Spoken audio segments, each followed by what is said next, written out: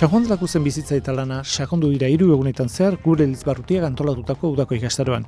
Espiritualtasunaren eta kristau kulturaren erreferentea handienetarikoa da bera. Bene kanonizazioaren eta Elizako doktore izendapenaren mendeurrenak ospatzen dira urten. San Juan de Lakuzen bizitza, pentsamentua eta idazkietara hurbiltzeko aukera paregabea. Javier Maria Sadak idatzitako Jesusen bihotzaren monumentua Urrulmendian, Bedenkapenaren 75. urteurrena liburua aurkeztu zen Donostiako liburutegi nagusiko kriptan.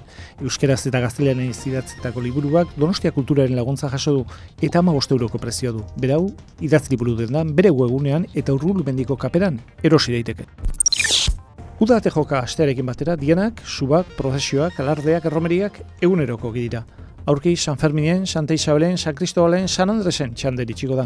Eta Gipuzkoako herri ugaritan, tenpluetan antolatutako ospakizun erlijiosoek hainbat jai jarduerekin partekatzeko aukera eskainiko dute.